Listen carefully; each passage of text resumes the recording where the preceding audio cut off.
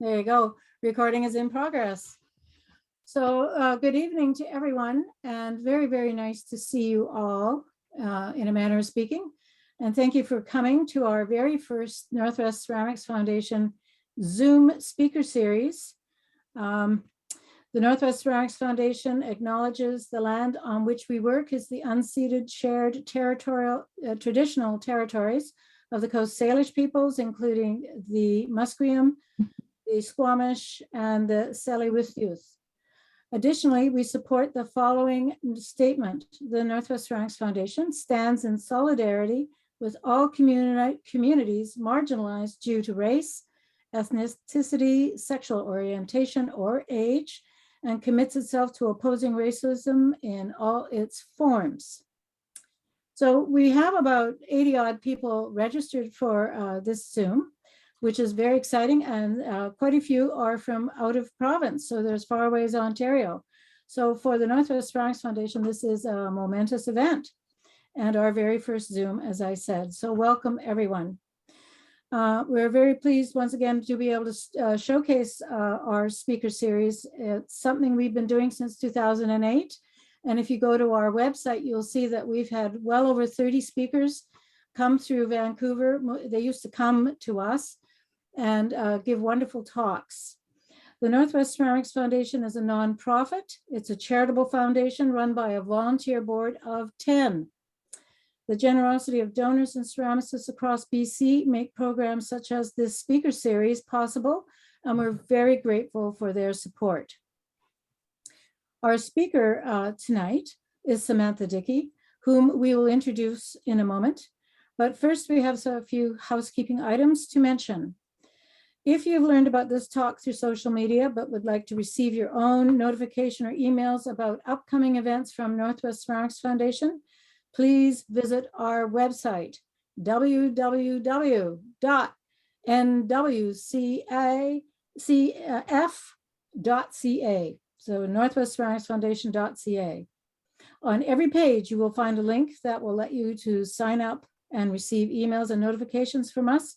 So please go ahead and do that. We recommend also that you turn off your video when the presentation is started, and that you will get a better image and everything, and to ensure you are in speaker view. The video button is located at the bottom of your screen, where the mute button is also, and the speaker view is located at the top right under viewing options. After the talk, we'll return to gallery view for questions. So you will be welcome to come in and ask Samantha questions. So then you might wish to turn your video back on and join in. And now we are pleased to present our speaker, Samantha Dickie. Samantha received her BA on Women's and Native Studies from Trent University in Peterborough, Ontario. And she has a Diploma of Craft and Design majoring in ceramics from the Kootenay School of Arts in Nelson, BC. She is known for minimalist, abstract, sculptural, and architecturally scaled multi-component installations.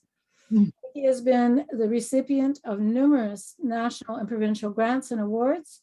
She has attended residencies at the Sculptural Factory in Jingdezhen, China, the Klondike Institute of Art and Culture in Dawson City, Yukon, the Banff Centre for the Arts in Banff, Alberta, and Red Deer College in Red Deer, Alberta. Her work has been exhibited extensively in solo and group shows across Canada, and most recently at the Victoria Art Council Gallery in Victoria. She has been the subject of numerous articles and interviews, and her work can be found in permanent collections across North America, at select commercial galleries, and at her studio in Victoria, BC. So everyone, please welcome Samantha Dickie. Go. Thank you. This is my first Zoom presentation, so bear with me. To begin, I'd like to gratefully acknowledge that I live, work, and play on the traditional and unceded territory of the Lekwungen peoples on southern Vancouver Island. And I would like to hugely thank the Northwest Ceramics Foundation, particularly Deb and Amy, for the invitation to present to you tonight. Okay, so that I'm going to get to it, starting with sharing my screen. Let's try this. Is that all good? I assume it is. Okay, yeah. Okay, and I just have to move this thing over. Oh, and I want it to go away. How do I get this? Ah, there we go. Thank you. Okay.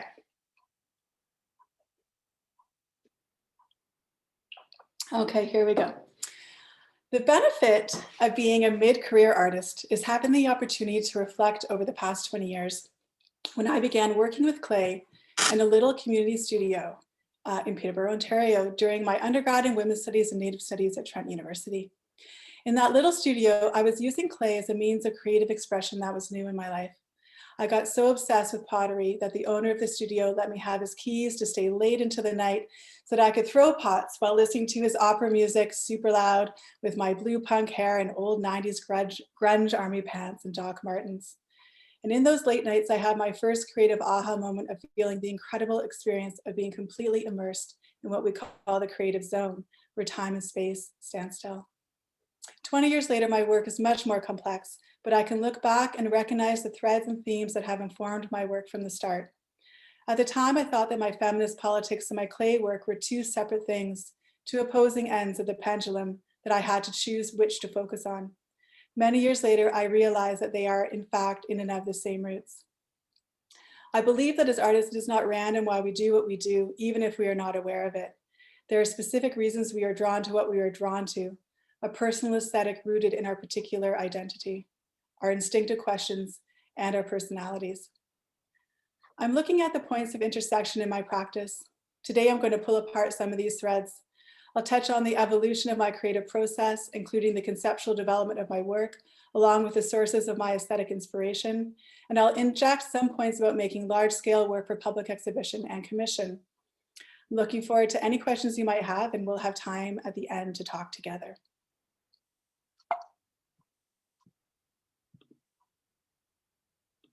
Oh, there we go. To give you a brief framework of my practice, I moved from functional work to single object sculptures while attending the Kootenay School of the Arts in Nelson, at the time when it was an intensive 3-year program that taught solid technical skills, mostly within a fairly traditional craft framework. Quickly, I started pushing the scale and limits of my material with each project. These pieces here are huge. The physicality of hand building with such big molds and massive slabs create a certain kind of embodied relationship to the work. Same with throwing super tall forms on the wheel over many days. These pieces on the right were made with a kick wheel at the time, which is unbelievable to me now imagining, where I would kick the wheel on the bottom, and then after I couldn't throw, past the point of my shoulders or something, I'd have to jump up on the seat, throw another section, and then jump back down and kick the wheel again. It's definitely something that my knees would not let me do today. Those pieces are quite large. The tall ones are 4 feet tall, and the purse hand-built sculpture is 32 by 24. Now I create large-scale installations of thousands of components using the ceiling, walls, and floor for public gallery exhibition, often supported by provincial or national grants, and at times created in artist residencies. Working in the public sphere allows me the freedom to explore conceptual ideas for large-scale projects with space to experiment with materiality, exhibition fees to support the work, and a diverse public audience to engage with the project. My work can easily be defined by this dictionary definition of abstraction. While I sometimes reference something specifically, I'm primarily interested in creating curiosity and hearing what the viewer sees in the work rather than leading any associations attributed to the piece. Abstraction invites a quality of inquisitiveness from the viewer that I love and appreciate. Minimalism takes abstraction a step further by eliminating all sense of a source of reference. Overall, the most obvious framework for our work as ceramic artists is an exploration of materiality, which for many of us is deeply rooted in the physicality of the handmade. As you know, there are many contemporary ceramic artists who are using technology and 3D printing to create highly refined slip cast forms that are unusual and perfectly machined. While I appreciate that ingenuity, I am drawn to the opposite. I want to preserve the maker's mark on the clay. I want the energy of my hands to become part of the work. I want the imperfections to have a place in the finished piece. As I move further into the world of sculpture, I have decided to remain completely dedicated to using clay as my primary material, both now and in the future. It's an exciting time to be part of the contemporary craft as the strict delineation between the art world and the craft world fades. My technical training and roots in traditional craft define how I approach the process of exploring materiality. And from that framework, I attempt to use my material to create through the means of abstraction, minimalism, multiplicity, and scale to express my conceptual intentions in my own personal way. Mhm. Somebody is not muted, which I can hear. Probably other people can hear too. Just a little note. The root of my aesthetic comes from the reasons why I choose clay as an expressive material and my belief that the core of beauty is simplicity. Years ago, I had an interview with a local newspaper writer that inspired me to delve into understanding my aesthetic. An artist/arts writer came into my studio to write a piece for a paper for an upcoming show, and he clearly came in without having taken any time to look at my website or anything else online to understand what kind of work that I do. I think he assumed he was going to see a lot of functional work and likely a lot of vibrant blues, or I'm really not quite sure. But when he saw both unglazed work in progress, hundreds of similar forms, along with my finished work, he asked a simple question: why don't you use color in your work? Probably because he seemed so unengaged with my work, I was taken aback and I think a little offended for some reason. I sat with that question for a bunch of days, pondering why I had such a fierce reaction.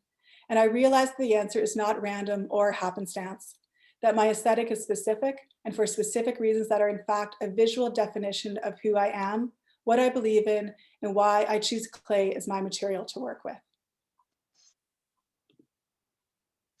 The first answer to his question is that my aesthetic reflects my dedication to materiality. I want to preserve the visceral virtues of working with clay as a raw material, the organic feeling of clay being from the earth. I want the natural qualities of raw tactility, imperfection, timelessness, and unpolished beauty to remain in the finished piece. The second reason is the reflection of my personal values.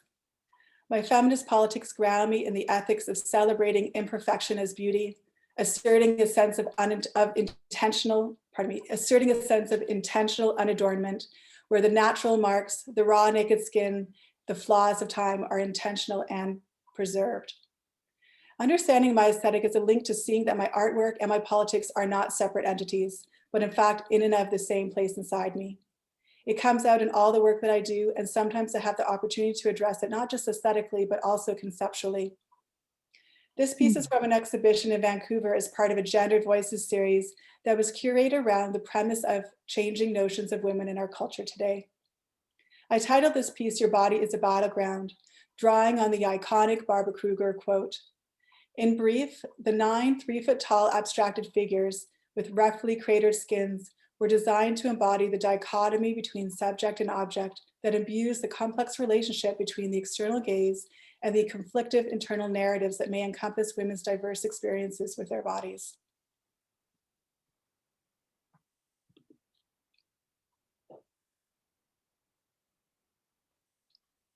Aesthetically, the land has a significant and layered influence on my work in both direct and indirect ways. Looking back to the start of my work, I can see how I use scale as a formal design element and was heavily influenced by the large chunks of time I was spent living and moving through the deep backcountry of Canada's north. The vastness and the detail of the Northern Tundra is undeniably awe-inspiring and became the impetus for considering the duality between the micro and the macro in all of my projects in terms of scale, form, and surface. This was the starting point for visual expression that aimed to create an overarching feeling of the macro vista upon first impression, followed by a curiosity to investigate the more subtle substance of the micro detail. I include pictures of my kids exploring the land when they were young because children so beautifully master the art of inquisitiveness that can bring us adults to see more than what our distracted minds may let us pass over. The work of Jon Kabat-Zinn, scholar and meditation master, asserts that the quality of attention that we bring to each moment, along with the important virtue of inquisitiveness, brings a quality of presence that has the capacity to change our lives forever. I aim to cultivate a daily practice of observation and attention of the minutiae of the land around us. I'm on the coast. These details become part of my work.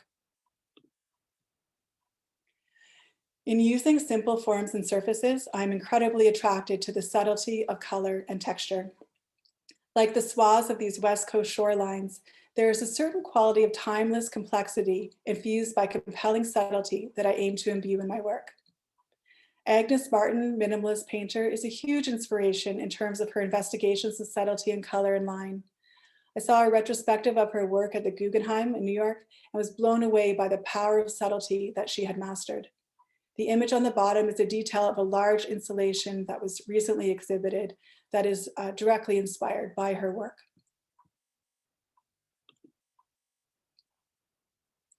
Sometimes the surfaces I am drawn to are directly linked to natural landscapes.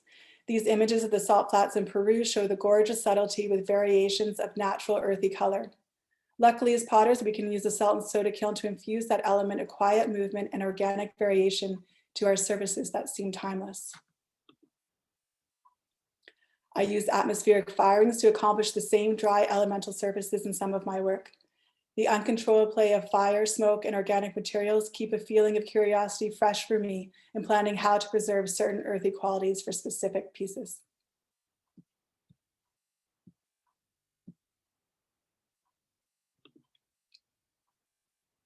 Largely, I'm interested in the universality of natural forms. Sometimes I find forms that are exactly what I have been making in the studio in the most unexpected places. The simplicity of the sphere is a recurring form in my work, with subtle imperfections and variations. I have been making spherical forms for a while living in Whitehorse many years ago before exploring the most incredible valley in a corner of the Yukon one weekend. After hiking a few hours in, we found a valley where natural sandstone rocks would fall out of the canyon wall in perfect spheres. Many split on their crash down to the valley floor, but some remain surprisingly intact. We hiked those massively heavy sandstone spherical rocks out, and they remain at home with me as an example of the most unexpected and incredible physical definitions of natural perfection. That's the image on the top right. The top left are beautiful rocks found in the ocean in outside of or on the coast of Hornby. Sometimes after I make a piece that is not directly referential, I realize that the forms were unconsciously referring to places I had been and things I had noticed that I found compelling. Walking through towering, thick bamboo forests in Maui and discovering wide swaths of live sand dollars at low tide in Tofino both unwittingly influenced some of the forms I included in an exhibition titled Reclamation.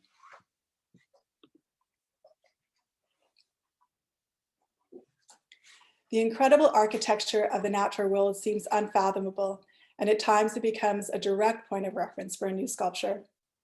The scale of these surprisingly geometric layered, arching, and stacked basalt columns are nothing less than awe-inspiring. I couldn't get over it as we kept finding them all over Iceland. They made such an impression I couldn't help but reference them immediately in new work. With stacking porcelain tubes, and I haven't exhausted ideas for how to use these piled and protruding basalt columns as points of origin for new wall work and hanging pieces.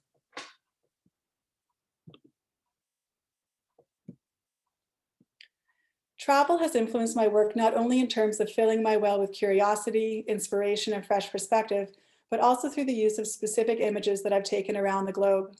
I've worked with photos of textural details in both urban and natural spaces to create photo transfers to imply texture in a more contemporary way on surfaces of unglazed porcelain sculptures.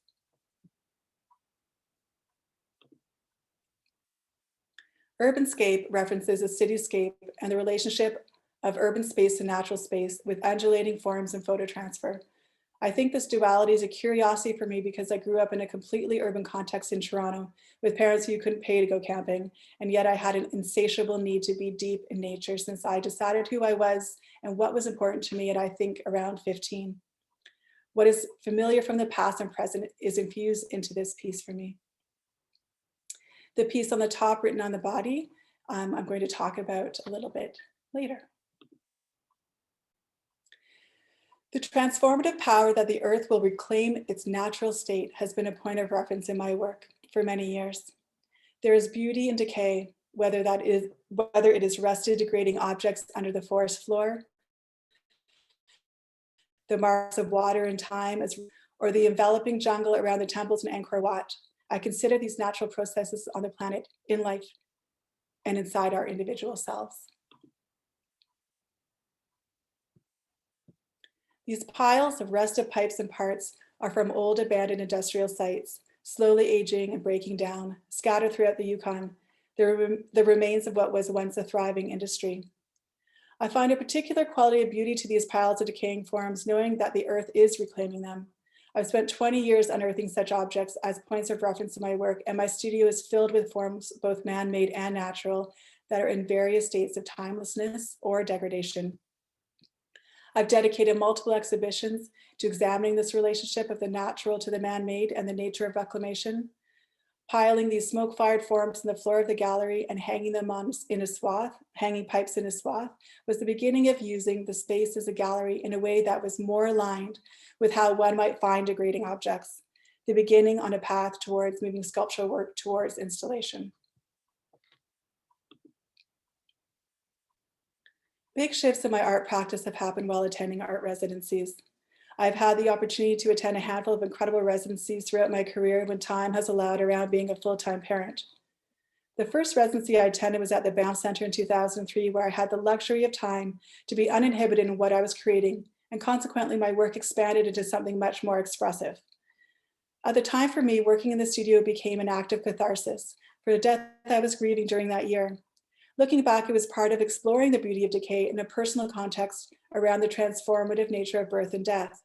The emotion I was putting into the work was intuitive, embodied, visceral, and that emotion changed the impact of what I was creating. In Banff, I made 5 small towers with all that emotion I was overwhelmed with, and embedded something new into the work through stretching and carving clay, which I had never done before. I had the luck of having some incredible feedback from my studio neighbor who said, if 5 are interesting together, imagine what 50 would be like. This was my second big creative aha moment, and it changed the trajectory of my practice forever. I knew in a split second that it was exactly what I should do with all my work from that moment forward, forever. I found that as the number of components grew, the work evolved into something I can only describe as narrative, where multiple stories or associations became imbued into the piece. My story was only one story, and it could be irrelevant. I loved that. The narrative of the work evolved and grew when it was installed in different ways, in different settings, and with different viewers bringing their own interpretations to the work. Plurality is another thread throughout my practice. This project was a seed that grew into a new way of experiencing what I was creating, with a sense of curiosity that would become the ground and the drive for developing each next project. This assemblage at the Banff Centre was my first experience of engaging with an audience about the multiple and different stories that they told me when looking at the work. An incredible sense of plurality in the meaning of the work was then built through these multiple subjective narratives that were offered by the viewers. Some people saw it as hairs on the top of a bald person's head. I love that. Others as a burnt forest, charred standing timbers. And when installed in another space, the narrative changed again for the viewers, more into musical notes. New York art critic Jerry Saltz presented a keynote at the 2017 Future Flux and Sika conference in Portland. I'm sure many of you were there. He was super interesting in not only what he had to say, but how forcefully he delivered it and how much some of the audience members protested his proclamations. One of which was that he was saying the blanket statement that artists don't own the meaning of their work. That once you put it out into the world, and possibly then curators and critics, create or at least contribute to the meaning of the work. Some young artists were really outraged by this statement, and wanted to assert full control over what their work meant. It was fascinating. I truly love the dialogue, and I completely agree with Jerry. After working with a group of 50 components, I grew the number to 100 and experimented with different organic designs on the wall. This piece was part of an exhibit called Reclamation. The numbers of components have continued to increase over the years to thousands, and how they are displayed now fully uses the ceiling, walls, and floor space of the gallery. I define the overall shape of the components in a way that is not random, organic, or scattered. This piece on the right, the piece on the left is 350 components on the floor, which actually look like that. The piece on the right is 1800, which is work that I just finished. And I will talk more about that piece soon. The concurrent next step to increasing numbers was also increasing scale. The little towers that I carved at Banff became life-size in the next project so that one could actually walk through and amongst them. The relationship of the work in miniature evolved again into something completely different when it grew in scale. The miniature burnt forest didn't remain a forest, but somehow morphed into something more totemic because I couldn't preserve that subtle curvature of the small towers in large scale. This project called Stand is comprised of 11 hand-built towers between 4 and 7 feet tall. And I made the work in the Yukon in residency at the Klondike Institute of Art and Culture with my 5-month-old baby, a best friend to help with her, and I surprisingly managed to make this body of work over 12 weeks with little rest and not to be done again with a second child. I ended up staying a couple of years in the Yukon after that kayak residency and was quickly invited into an arts collective in Whitehorse, where one of our projects was a photo shoot of this dam project to see the way it weathered, broke, and started to degrade back into the earth again.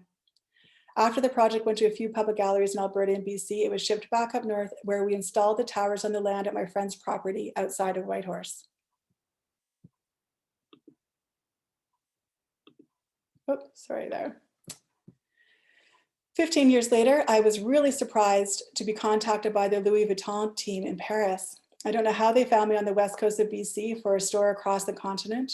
I didn't understand why they wanted such earthy organic work in their store, but once I arrived to install the commission that they had commissioned me, the work that they had commissioned me, I understood that they were creating a warm, textural, earthy backdrop with interesting objects and paintings to juxtapose the extremely highly polished merchandise.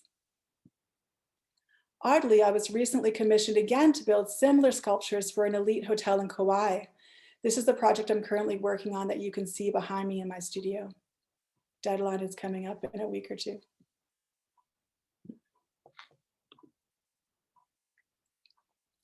As the narrative of my work evolved with the use of multiples and installation, my ability to hone in on the conceptual development of my work also evolved. Philosophy has been hugely influential in my personal life and therefore my work. I think about certain words for a decade, unraveling layers upon layers of meaning philosophically, personally, scientifically.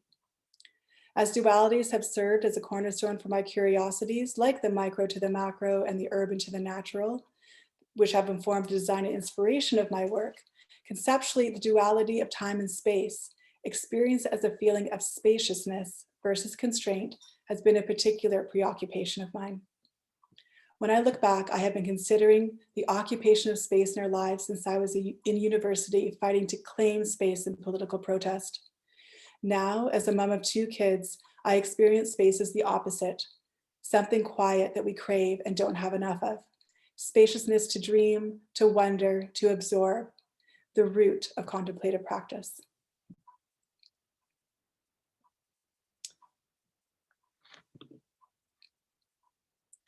In looking at the notion of spaciousness and its various layers of meaning, I must consider the most obvious association to ceramic objects in that many are vessel forms, and the vessel inevitably embodies a quality of containment.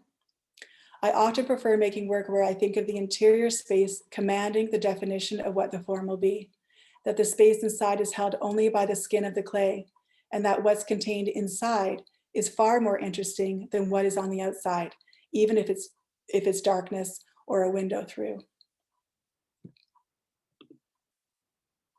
I was asked to create a body of work for the Yukon Art Centre with a painter called Elusive Containment. This thread of the relationship between space, form, and containment was the focus of the work, where a sense of space was the defining factor.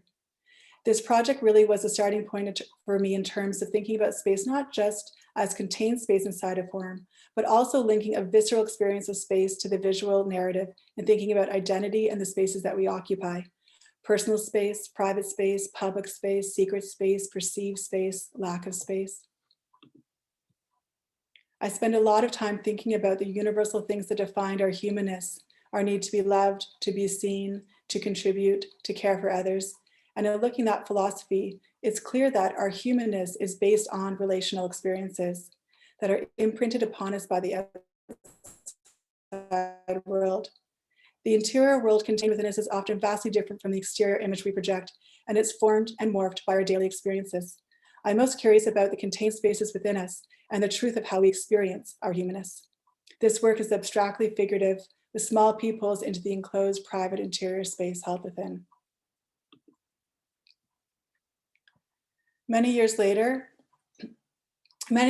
that show in the Yukon, I am still focused on what I call geographies of space. This project was at the Art Gallery of Burlington, one of 3 parts of the show that looks at space as containment.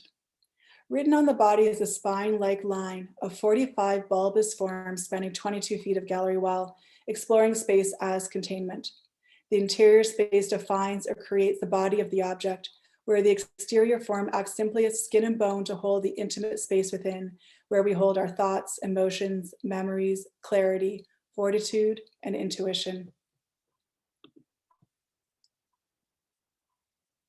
This piece, called The Gesture of Grace, is also a part of the Holding Space exhibition, and it references the gestural expression of dancers responding to the push and pull of the palpable space between each other to direct the next physical movement by expressively responding to and ultimately building an architecture of space through movement.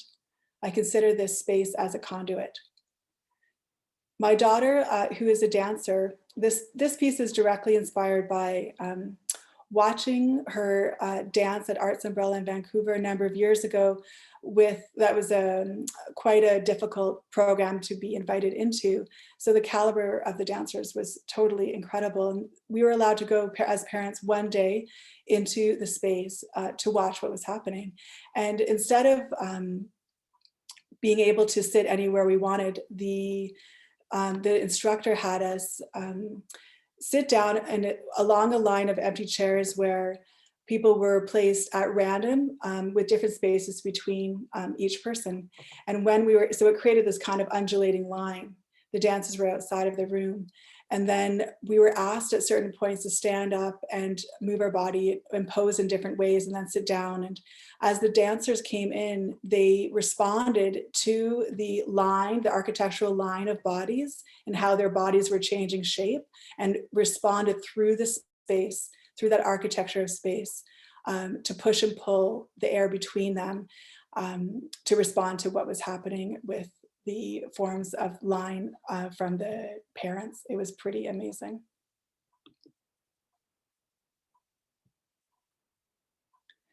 This is part of an exhibition called Viveka that incorporated a sound component, which was intended to interrupt the silence of the gallery space and the distracted mind into a pointed experience of presence.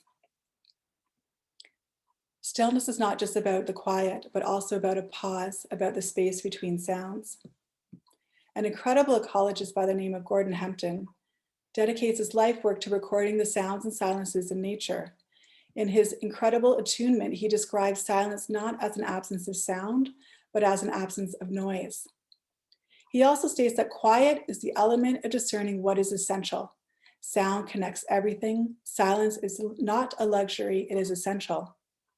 The space between sounds is what I aim to create in the gallery as water dropped onto marimba keys within the installation in a discorded pattern of notes and silence. In Viveka, the philosophical underpinnings that inspired me to draw on ancient contemplative practices, meditation and self-reflection, were based on how hard I find it to stop long enough in any given day, within the routine of the daily grind, time to listen, to notice, or just be. I wanted to explore that which I crave, a quality of space and silence.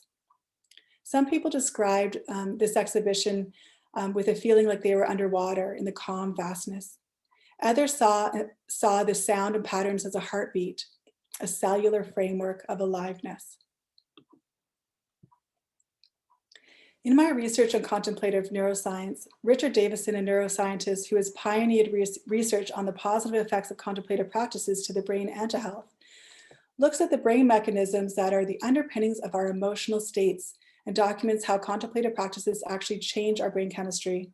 As you simply become familiar with your own mind, you inevitably gain clarity. His research supports the writings on mindfulness by Jon Kabat-Zinn and experiential wisdom documented by the sages in ancient philosophical texts. One simple fact that contemplative neuroscience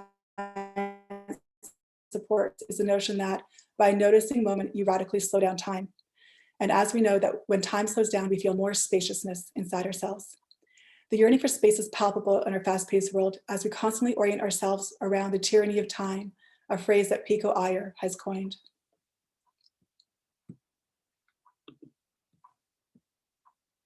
I first heard the word Viveka during my study of Vijnana Yoga over a 3-year intensive teacher training. Urit Sengupta, master yogi and founder of this particular discipline, holds a quality of presence that I have never before or since experienced. She writes, "The machinery of our mind, of knowledge, can attune to more subtle things. This is Viveka, the radiance of discernment.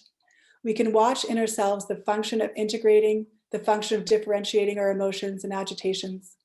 We can see how the mood of our mind affects everything, how we perceive reality, how we respond to what our interpretation is of an experience."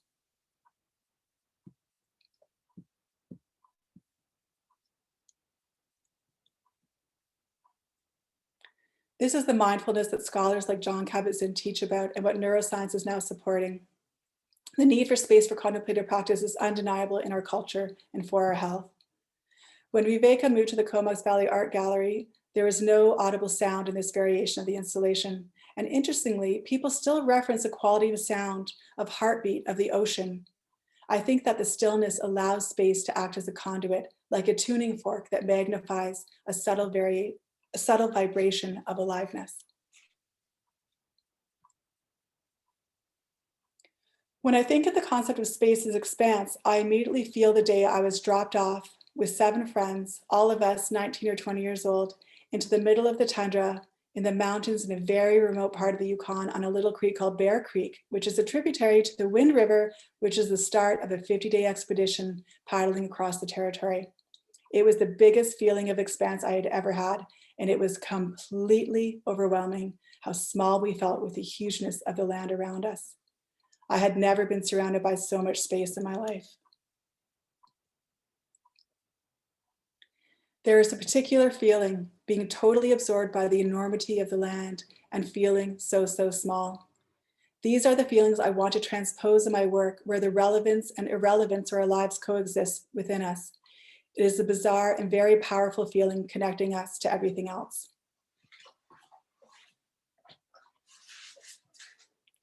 Creating larger scale installations allows me to create more of an embodied experience.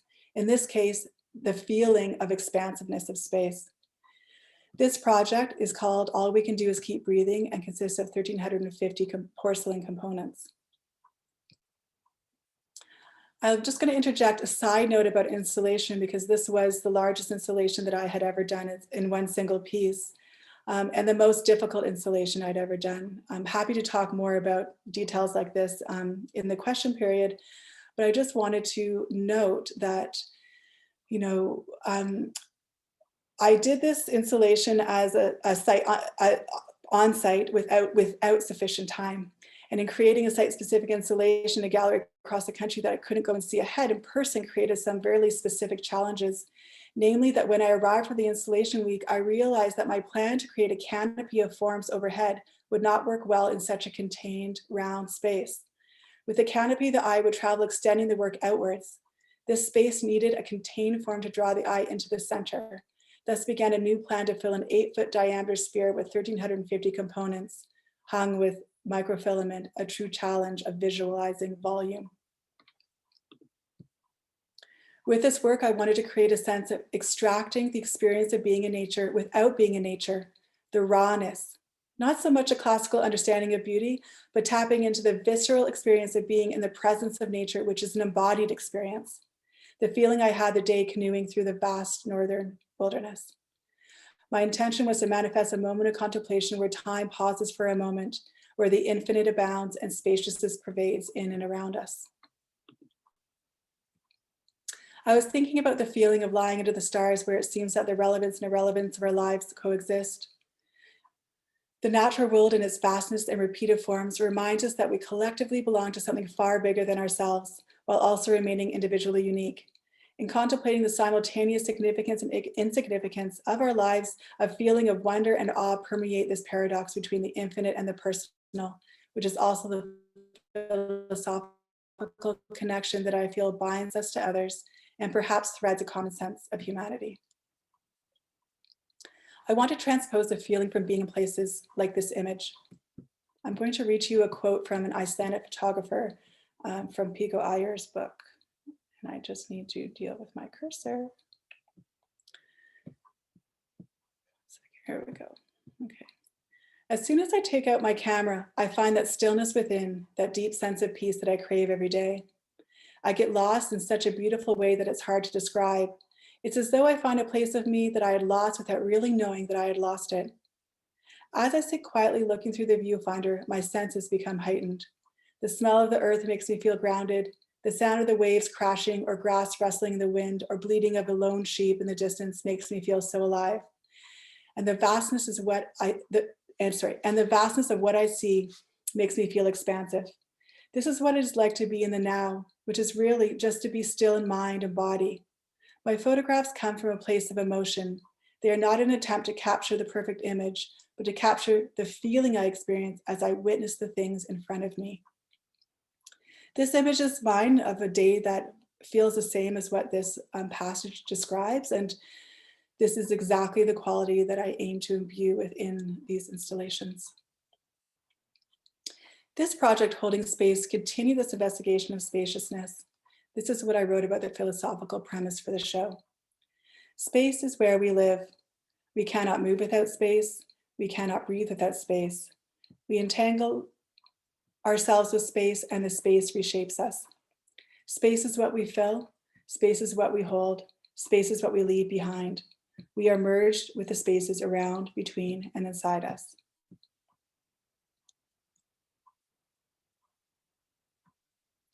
This hanging piece, Still Point, references the paradox of emptiness and fullness and our emotional relationship to presence and absence.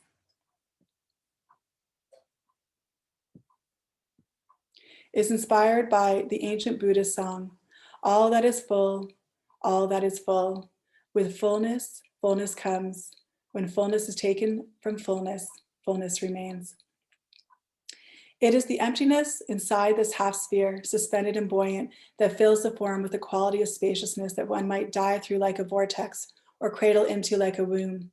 Emptiness is not a void here, but the seed where everything that is new can again grow.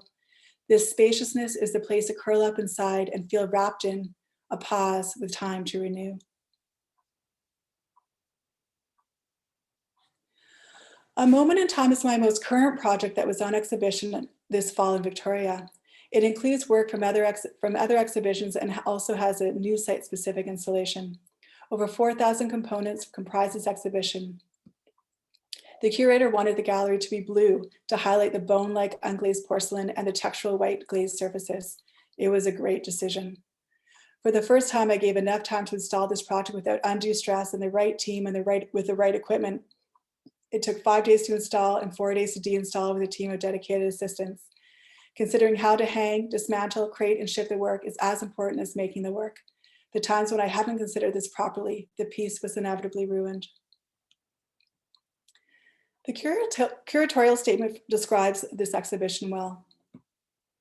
The notion of a singular moment conjures an in-between state, what follows and what precedes, neither the inhale nor the exhale, but the breath itself.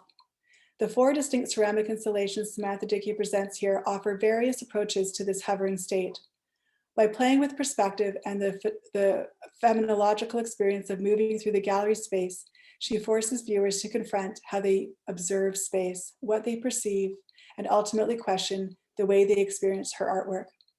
In this blue vacuum, which is neither sea nor sky, but more of a momentary void, Dickie's work becomes cellular and its massive opposite, an elastic timeline with no ending or beginning, a stratospheric excavation. It is at once micro and macro. This tension mirrors the reality that the nearly 4,000 delicate ceramic components comprising these installations were made in the dangerously extreme yet controlled heat of her kiln. This is how pressure brings forth poetry. This is not otherworldly, but of her own experiences. This is a moment in time.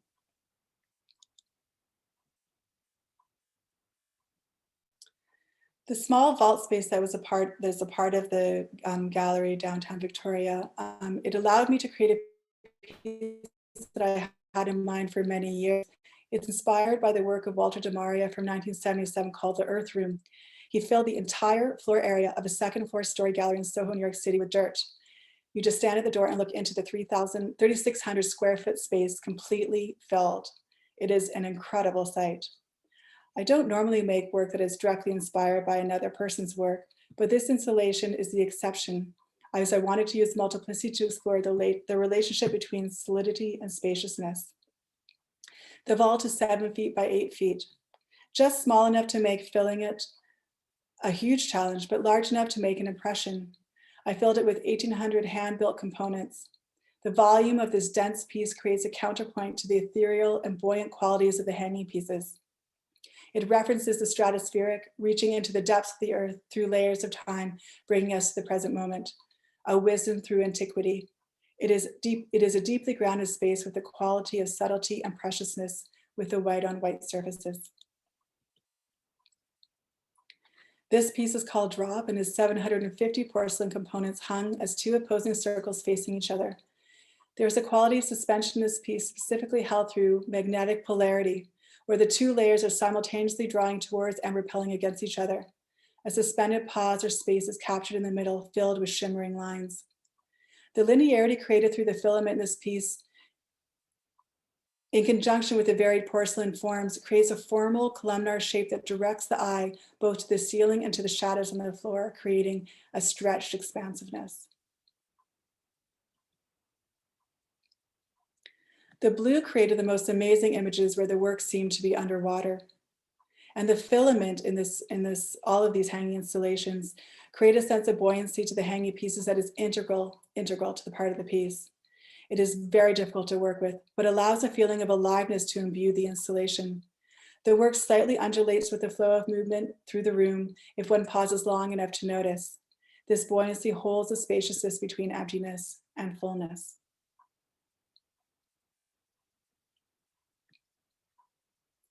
Donna Farhi writes beautifully about the spaciousness I aim to reference. The natural mind is characterized by an all-pervading peacefulness and an unbounded spaciousness. Our thoughts, feelings, and sensations are permeated by this spaciousness. Everything we experience arises out of this spaciousness and dissolves back into it. This natural mind is the feeling we have when we're walking into the woods and our mind suddenly ceases its normal chatter. In such moments, all the senses become present to the basic process of living.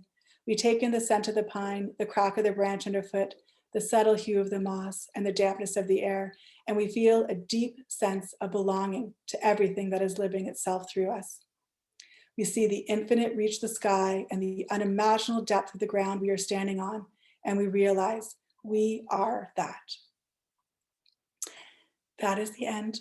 Thank you. I'm going to get out of the screen and then we will come back to questions. Hi, I can see everybody now. So we have to unmute people. Deb, you're going to help with this? Jasper? Yeah. I'm just going to reclaim the host, and then yeah, if everyone could flip their view back to the gallery mode, we'll be able to see each other. Feel free to turn your video on and start dropping questions in the chat for Samantha. Just bear with me one moment. Did Samantha, did you want people to put their hands up and ask questions? I think so, yeah, you'll have to put your video on. And for me, I see two screens. The gallery view is split between two screens. Is that the case for other people, or do you have everybody on one screen? Oh, yeah, you have to keep moving from screen to screen. Okay. So if I don't get to you right away, it's just because I'm on that other screen. So There's three screens. Three? Okay. So yes, but yeah, you can put your hand up if anyone wants to ask anything and we can chat. I'll ask a quick question. Okay. I'm very curious about when you deconstruct your installations. Yeah. What do you do with it all? Oh. Well, I had to build a shed in my backyard. just literally to contain crates of work. And I very carefully and with a lot of help need to like stack to the ceiling large crates and totes of work, depending on where the work went. Depends on whether it's created in wood or is in totes. Although actually I suppose buy totes across the country as well. So, and you know, sometimes I worry about that, but at other times, like the Louis Vuitton work or this work that I'm doing now here, I mean, that was work I would never do again. That was from so long ago. And then all of a sudden these, you know, fancy pants clients want it. So I feel like you never know what's going to happen, and it's all okay. Yeah. I try to not sweat it too much. I had one other question. I am curious about how you deal with making multiple thousands of pieces. Do you sit quietly and just make? Do you get friends to assist you? How do you manage it? Well, with the making, if I'm doing a big project, I do like to have an assistant. I do have an incredible assistant right now who's super hardworking and an excellently skilled ceramic artist. So she comes and works with me when I'm needing to do multiples. You know, starting in January, I'll be doing a show here in Victoria again, and we'll be making, the goal is 500 porcelain kind of abstracted bird-like figures, and I'm going to rely on her to get that work done in a hugely tight deadline. At times, friends have helped me do some packing of things, but I find that a little bit stressful. It is actually easier for me to have like a paid person come and help so that it's kind of consistent. I can be more hours or whatnot, but I have extremely generous friends who are always willing to help. Yeah. Yeah. And you just sit and make, like some of these are disc forms. Yeah, well, I try to space it out that I'm doing, well, basically, yeah. When I'm immersed in the project, I've mostly pushed everything else aside and just kind of get into it. Yeah. Listen to podcasts, audiobooks. Sometimes it feels meditative and nice. Other times it is so unbelievably boring and I feel like dying. Actually, and then when I install the work, I've had curators say, oh, you must be OCD to want to deal with filament like this. And I'm like, I actually am completely not OCD. And this is the worst. Like, yeah. I have to install my own work because it's so terrible to install. Although I'm trying to get better at shipping it off and having other people do it, but it's very, very finicky. So yeah, working in multiples, it's like the long game. It's an idea, a long time in developing the idea, executing and executing all of the components to reach the end point, which is, yeah, painfully far away. But once it's up, it almost always feels worth the effort and describes something I couldn't have done without that degree of longevity in creating. Yeah. Yeah, it is. It's such a commitment. It is insane. Yes. Yeah. And I'm always working to deadline. Like these pieces should be, obviously, you know, they should be dry and ready. They're supposed to be shipped out in 2 weeks. And they're not. So I do a lot of late nights when I'm coming up to a deadline. Yeah. Yeah. So are there any other questions? Hey, hello. I had a question about installation actually. Most of the very small porcelain pieces, the filament, that's nylon, isn't it? Is it nylon? Fishing line. It is. Yeah. So how much do you figure you can hold on one fishing line? How much weight?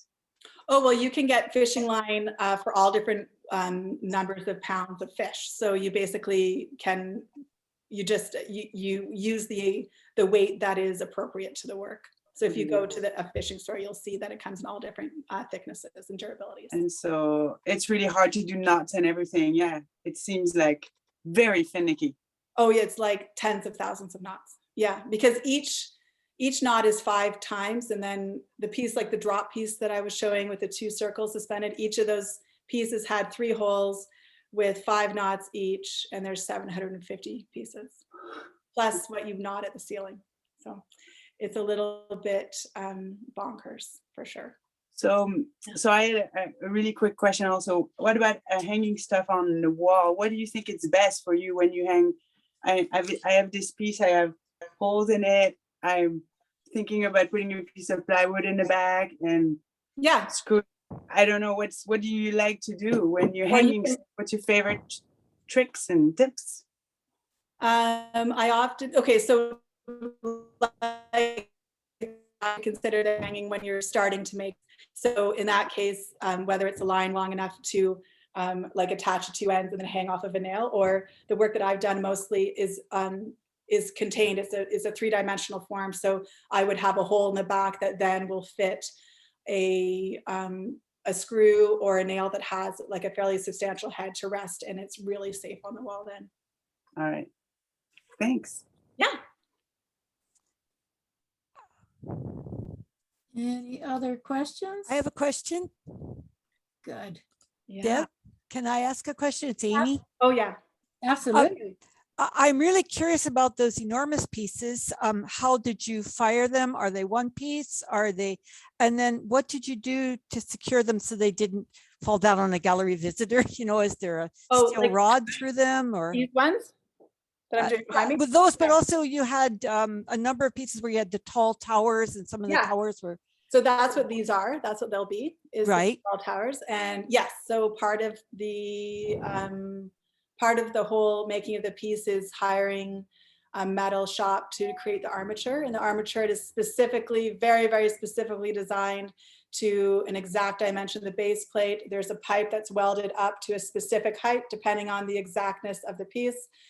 Diameter of the pipe is in relationship to how I will, like the placement of not only the weld around the pipe to the base plate, but also the placement of 5 holes that then will allow serious concrete bolts to be secured into the subfloor of a public space. And then the forms get fitted onto them.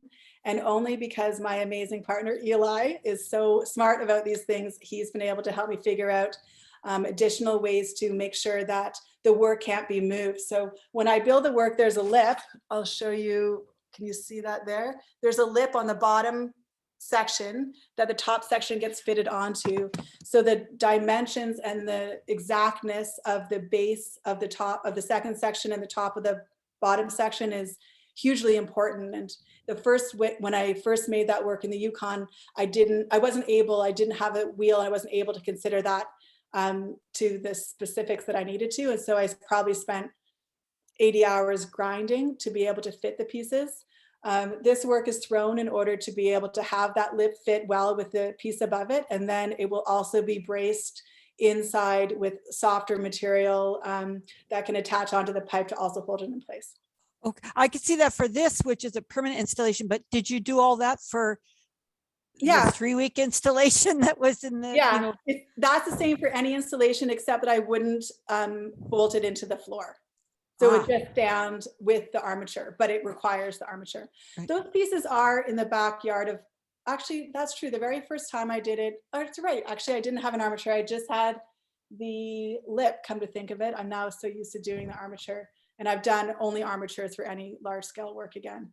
And yeah, they're more susceptible to being toppled. So I would only recommend including armature in that scale of work. Yeah. And your kiln must be enormous. I have a gas kiln, beautiful guile kiln in my home studio, which is so unusual, that I fire less to be in reduction and more to be able to be front loading. And it's about 38 inches tall. Oh, so I super. work to the scale of my kiln. Super, thank you. Yeah. There's a question here from Alexandra. Samantha, do you do a lot of sketches for a new body of work? Do you envision the way they will be installed when you begin working? So are you pre-planning a lot? Yes, for sure. And that's part of what I've gotten used to doing from the beginning of my art practice, because I was applying for residencies and grants right out of art school. So I got used to formulating an idea for a project and then really getting into the specifics of what that work would look like, what it was about, how I would execute it, et cetera, et cetera. So yeah, I plan everything pretty far ahead and have ideas for projects way in the future. So what happens if you change your mind? Well, it's usually what I think is what, actually not all the time. Most of the time what I think I want to make is what works out in the end. With exceptions, you know, I just did a hanging piece this era in the spring, didn't consider how I would move it, and it was literally impossible to move, and Eli and I in the end had to cut it down. So without having that degree of planning, and that's okay, it was like an experimental thing, I know how to do it differently next time, but it was like it wasted a huge amount of time. I didn't photograph it properly when it was in my studio, and et cetera, et cetera. So yeah, planning is definitely important. Yeah, so your work really suits it. So here's another question from Jean-Paul. Can you explain more about the photo transfer process you have used? Yes, I'm not an expert in how to teach photo transfer, because I did those photo transfers as one of my main goals while I was in residency in Jingdezhen in China. And there I was able to use, to spend a lot of time going through my images and cropping them and changing, you know, their contrast, and then working with a designer to create, what do they call it? Like this, I don't know what it's called. I forget what it's called. Like a spec sheet, like where I have 30 or 50 right, images. Yeah. And then those get sent to the printer and printed 50 pages of that. So the factory there, I don't think exists anywhere else here that I'm aware of. I think when people do it here, they're using more like basic printers and things, or silk screening is probably the easier way to do it here. So when I go back to Jingdezhen, which has been planned and postponed many times, I will definitely do another round of photo transfers there because of the ease of being able to do it with the factory work there. Right. Excellent. Any other questions? So we're good for questions? Just checking for hands. Okay.